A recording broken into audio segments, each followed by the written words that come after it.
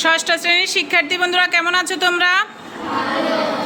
আজকে আমাদের ষষ্ঠ শ্রেণীতে ইতিহাস এবং সামাজিক বিজ্ঞান বিষয়ের ক্লাসে তোমাদের সবাইকে স্বাগতম জানাচ্ছি এবং আমরা যেই অভিজ্ঞতা আলোচনা করছি সেটা হচ্ছে প্রকৃতি সংরক্ষণ কার্যক্রম। এবং গত ক্লাসে আমরা বিভিন্ন ধরনের ছবি দেখিয়েছি তোমাদেরকে এবং সেই ছবিগুলোর আলোকে তোমাদেরকে আমরা ছবিগুলো দেখে আলোচনা করেছি। এরপরে বলা হয়েছে যে নাম লেখার জন্য ছবিগুলো দেখে সেটার নাম শনাক্ত করে বা একটা নাম দেওয়ার জন্য। এবং অনেকে কাজটা করেছে, অনেকে করে নাই, এবং যারা করে নাই তাদেরকে কিন্তু করে নিয়ে আসতে বলা হয়েছে এবং বলা হয়েছে তোমার পাশের যেই সহপাঠী লিখেছে তার থেকে সেটা যেন লিখে নেয়। এবং সেটা তোমরা সবাই কি কমপ্লিট করেছ?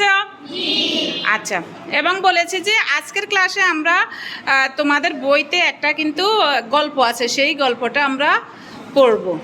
এবং প্রথমে আমরা বিভিন্ন ধরনের প্রাণীদের নাম জেনেছি এবং 10টা করে সেটা লিখেছ এবং এগুলো যাতে বিলুপ্ত না হয়ে যায় এবং বন্য প্রাণী কীভাবে সংরক্ষণ করতে হবে সেই বিষয়গুলা, প্রকৃতিতে যে প্রকৃতি কীভাবে যাতে ধ্বংস না হয়, বন উজাড় না হয়, এই ধরনের সম্পর্কেও বলা হয়েছে এবং বৃক্ষরোপণের উপর গুরুত্ব দিয়ে সেই সম্পর্কেও কিন্তু আলোচনা হয়েছে কি না হয়েছে? আচ্ছা, আজকে উপস্থিতি অনেকটা আছে, অনেকেই এসেছ এবং যারা এখনও অনুপস্থিত আছে তাদেরকে বলে দিবে যে স্কুল কি পুরো ক্লাসেই হচ্ছে, সবাই যাতে স্কুলে আসে, কেমন? আচ্ছা,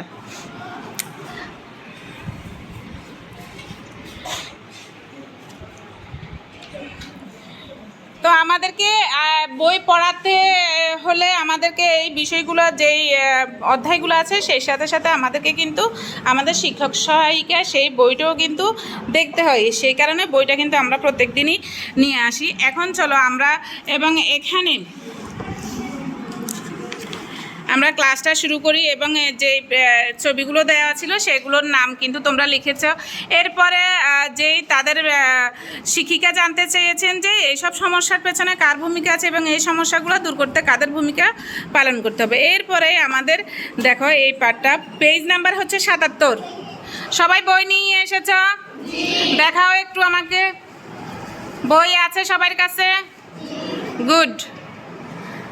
এবং বই নিয়ে আসলে অবশ্যই বই নিয়ে আসবে, ঠিক আছে? এরপরে দেখো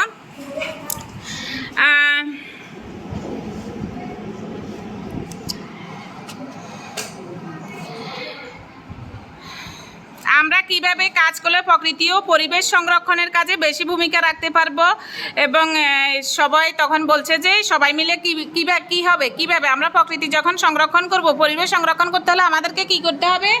সবাই মিলেমিশে কাজ করতে হবে এবং প্রকৃতি পরিবেশ সংরক্ষণের জন্য আমাদের সক্রিয় নাগরিক ক্লাবের কার্যক্রম আমাদের গ্রহণ করতে হবে এবং সক্রিয় নাগরিক ক্লাব কিন্তু কি করতে হবে? গঠন করতে হবে। তোমাদের ক্লাস 6-এ এই বিষয়ে নাগরিক ক্লাব গঠন করা সেই বিষয়ে কিন্তু পিছনে আছে কিনা আমি জানি না, তবে সপ্তম শ্রেণীতে নেই, এই বিষয়ে নেই, হয়তো পরবর্তী ক্লাসে সপ্তম শ্রেণীতে যখন উঠবে সেখানে কিন্তু আছে। সেখানে আমরা আজকেও আমি ক্লাস 7-এ ক্লাস করিয়েছি, সেখানে কিন্তু এই যে প্রাণী এবং প্রকৃতি সংরক্ষণের জন্য কিন্তু ক্লাব গঠন করা হয়েছে এবং কমিটি গঠন করা হয়েছে এবং কমিটিতে কারা কারা থাকবে, কোন কোন পদ থাকবে সেই সম্পর্কে তাদেরকে কিন্তু একটা ক্লাস করানো হয়েছে এবং তোমাদের পরবর্তী পর্যায়ে হয়তো আস্তে আস্তে উপরের ক্লাসে যখন উঠবে তখন থাকবে। আচ্ছা, নাগরিক ক্লাবের মাধ্যমে, সেটা সক্রিয় নাগরিক ক্লাবের মাধ্যমে তোমরা সেই কার্যক্রমগুলো গ্রহণ করতে পারবে এবং কি কি কার্যক্রম তোমরা গ্রহণ করবে সেই সম্পর্কে সবাই আলোচনা করবে এবং কিভাবে করবে সেই জন্য তোমাদের একটা গল্প দেওয়া আছে। পেজ হচ্ছে 77 পৃষ্ঠা। দেখো দেখো এখানে কি দেখতে পাচ্ছ বলো তো? দেখো প্রকৃতি, বনায়ন, এরকম কি গাছপালা, পশু পাখি, জীবজন্তু, অনেক কিছু আছে এখানে, না? হ্যাঁ, আচ্ছা, গল্পের নাম হচ্ছে শ্যামলী। আমরা একটু পড়ি কি দেওয়া আছে। অনেক দিন আগের কথা, জায়গাটা কোথায় তা নির্দিষ্ট করে জানা যায় না। এক দেশে এক থই থই জলের মায়াবী নদীর ধারে খুব সুন্দর একটা গ্রাম ছিল। কেমন লাইনটা সুন্দর না?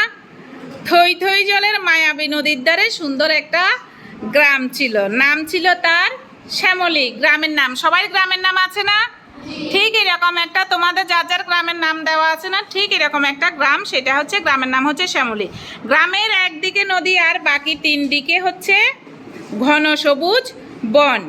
গ্রাম আর বনে ছিল রং বেরঙের ফুল আর গাছপালা। ওই গ্রামের ধারে বনে গাছে গাছে উড়ে বেড়াতো সুন্দর সুন্দর সব কীটপতঙ্গ আর পাখি, ঘুরে বেড়াতো নানা রকমের বাহারি বন্য প্রাণী। গ্রাম আর বনে কীটপতঙ্গ, পশু পাখি আর মানুষ মিলেমিশে সুখে শান্তিতে বাস করত। কিন্তু হলো কি, কয়েক বছরের ব্যবধানে দেখা গেল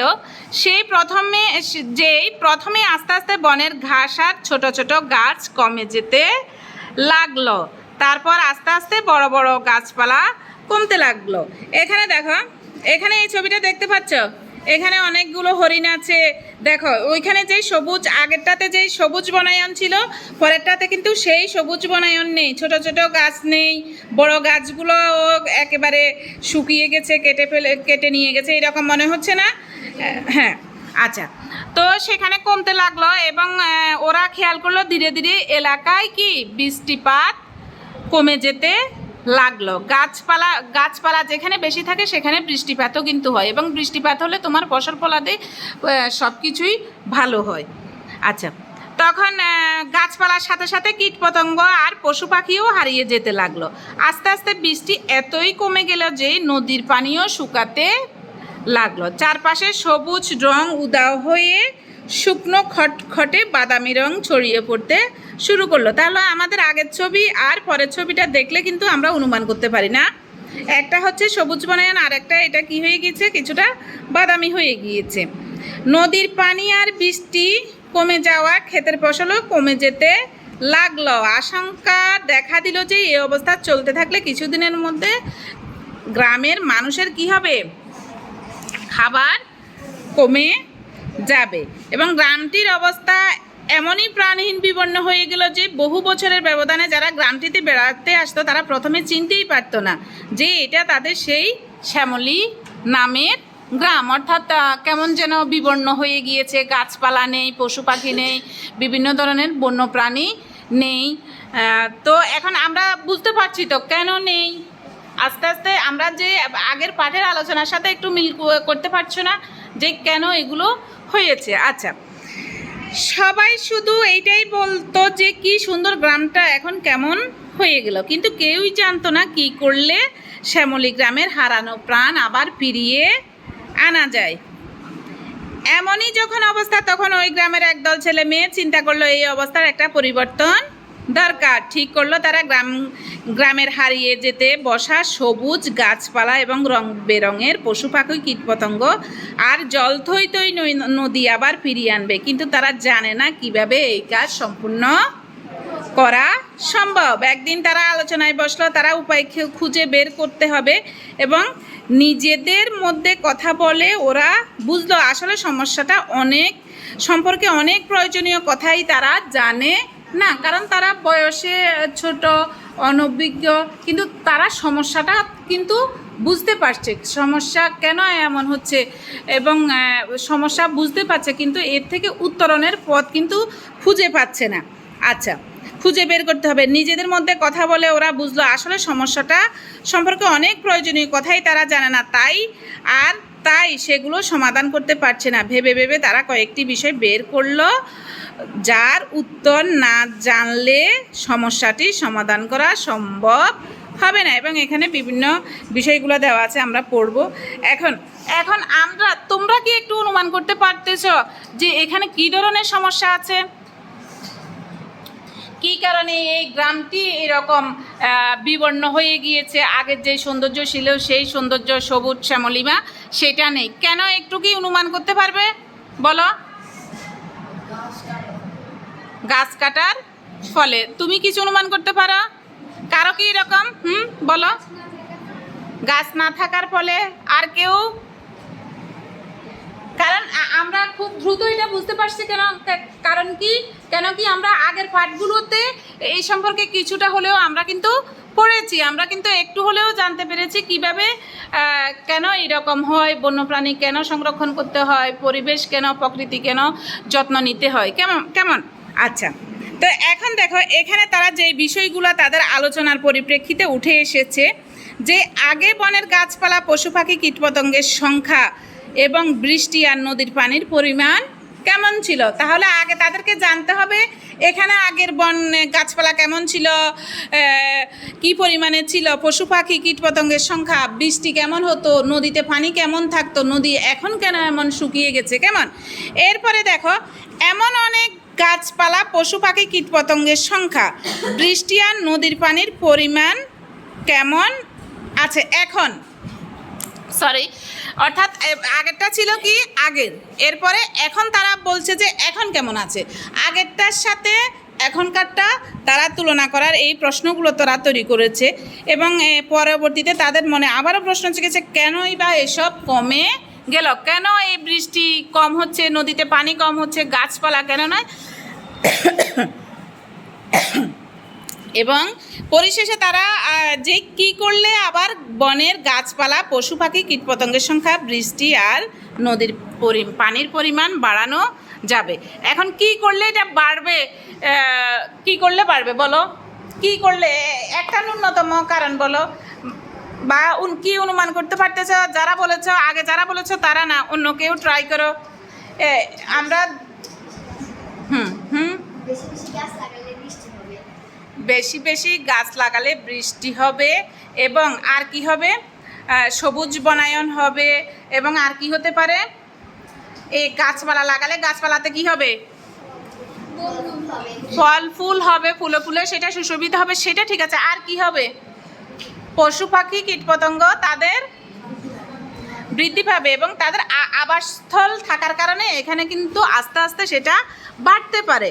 এবং যেই তারা পরবর্তীতে দেওয়া আছে যে তারা তাদের সমস্যাগুলো খুঁজে, এবং যেই গাছপালা, কীটপতঙ্গ, পশু পাখির সংখ্যা কেন ধীরে ধীরে সেটা কমে গেছে, আরও একটা কারণ আছে, সেটা হচ্ছে জনসংখ্যা বৃদ্ধি। আরেকটা কারণ হচ্ছে কি, জনসংখ্যা বৃদ্ধির কারণে তাদের কি হচ্ছে, তাদের আলাদা আলাদা পরিবার হচ্ছে, এবং তাদের জন্য বাসস্থানের প্রয়োজন হচ্ছে। যখন বাসস্থান তৈরি করতে হয় তখন তারা কি করে ফেলছে, গাছপালা কেটে ফেলছে, এবং বাসস্থানের জন্য জায়গা নির্ধারণের জন্য সেই বনগুলো উজাড় হয়ে যাচ্ছে, যার কারণে পশু পাখি ধ্বংস হচ্ছে, বিনষ্ট হচ্ছে, বন্যপ্রাণী তাদের অস্তিত্ব হারিয়ে ফেলছে। আগে যেই একেবারে আমরা নীলগাই বা যেগুলো আমরা সচরাচর চিনি না, বিশেষ ওইগুলোর কথা বাদে দিলাম, যেমন সজারু, ময়ূর, এগুলো তো তোমরা চিনো, এগুলো আগে সচরাচর দেখা যেত, বাট জনসংখ্যা বৃদ্ধির কারণে, লোকালয়ের কারণে সেগুলো কিন্তু দেখা যায় না, এবং যে গাছপালা কেটে ফেলার কারণে সেগুলো স্বাভাবিক যে বৃদ্ধি সেটা হচ্ছে না। তাহলে এইসব সমস্যা থেকে উত্তরণের জন্য আমাদেরকে কি করতে হবে, বেশি বেশি গাছপালা লাগাতে হবে, এবং জনসংখ্যা অবশ্যই সেটাকে নিয়ন্ত্রণ করতে হবে, এবং ধীরে ধীরে একেবারে দ্রুত এই সমস্যার উন্নতি না হলেও ধীরে ধীরে কিন্তু গাছপালা বৃক্ষরোপণ করার ফলে, এবং এখন কালকেও বলেছি যে বাড়ির আশেপাশে, বিদ্যালয়ের আশেপাশে বৃক্ষরোপণের জন্য অবশ্যই তোমাকে চেষ্টা করতে হবে, বাসায় বলতে হবে। এবং তোমরা আরেকটা উদ্যোগ করতে পারো, আগে কিন্তু চিঠি আসতো যে বৃক্ষরোপণের জন্য, এখন বিদ্যালয়ে এসেছে কিনা সেই ক্ষেত্রে আমি অবগত না, তোমরা তোমাদের প্রধান শিক্ষকের সাথে আলোচনা করতে পারো যে স্যার আমাদের বিদ্যালয়ের মধ্যে কিন্তু অনেকগুলো গাছ আছে, আর খুব একটা জায়গা নেই লাগানোর জন্য, সেই ক্ষেত্রে বিদ্যালয়ের পাশে যে রাস্তাটা আছে সেই রাস্তায় কি কোনো গাছ লাগানো যায় কিনা বিদ্যালয়ের উদ্যোগে, সেটা তোমরা প্রধান শিক্ষকের সাথে আলোচনা করতে পারো, যে 2 জন বা 3 জন গিয়ে সেটা আলোচনা করতে পারো। কারণ এখন হচ্ছে বর্ষাকাল, গাছ লাগানোর ভরা মৌসুম, এবং এইভাবে করলে আমাদের প্রকৃতি কী হবে, সংরক্ষণ হবে, প্রকৃতি বাঁচবে। প্রকৃতি যদি ভালো থাকে, পশু পাখি, বন্য প্রাণীগুলো সেখানে পশু পাখি কীটপতঙ্গ আশ্রয় গ্রহণ করতে পারবে, এবং সেই সাথে মানুষেরও উপকার হবে, মানুষ প্রয়োজনীয় জ্বালানি কাঠ, ফলমূল, খাবার সব কিছু এই প্রকৃতি থেকেই পাবে। তো আমরা গল্পটা কেমন লেগেছে তোমাদের কাছে? একটু ভালো লাগলেও পরে কিন্তু খুব একটা ভালো লেগেছে। না কেন, পরে তো বনটা গ্রামটা কেমন জানি বিবর্ণ হয়ে গিয়েছে। আমার কাছে প্রথমে ভালো লেগেছে, সুন্দর একেবারে ছবির মতো ঝকঝকে চকচকে একটা সুন্দর গ্রাম, কিন্তু পরবর্তীতে বৃক্ষ নিধনের ফলে সেই গ্রামটা কি একেবারে প্রাণহীন হয়ে গিয়েছে। গল্পের প্রথমটা আমার কাছে ভালো লেগেছে, বা শেষটা কিন্তু খুব একটা ভালো লাগেনি, কিন্তু পরিশেষে একটা মেসেজ আমরা কিন্তু পেয়েছি, সেটা হচ্ছে কি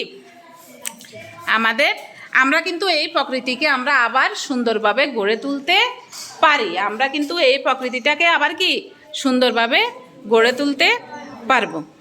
তো প্রিয় শিক্ষার্থী বন্ধুরা, আমাদের ক্লাস আমরা এখানে শেষ করছি, এবং অবশ্যই তোমরা এই বিষয়ে বন্যপ্রাণী সংরক্ষণ এবং প্রকৃতি সংরক্ষণের জন্য যেই সচেতনতা, সেটা সচেতনভাবেই তোমরা করবে। আমাদের প্রয়োজনে আমাদেরকে সেটা করতে হবে। কেমন? আমাদের প্রয়োজন না?